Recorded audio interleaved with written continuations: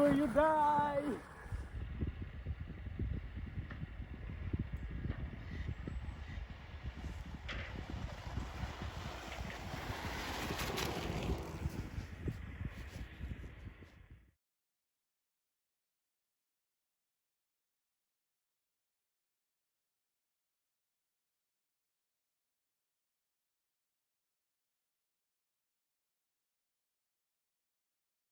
The driveway. In her underwear? It's hot.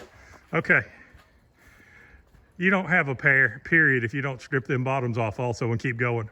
No. You can go put on some shorts if you need to. I mean, I don't know. I don't claim to know what's under there right now, but Just, unless you're going to help me, please stop. I'm going to document this to show what a wonderful person you are.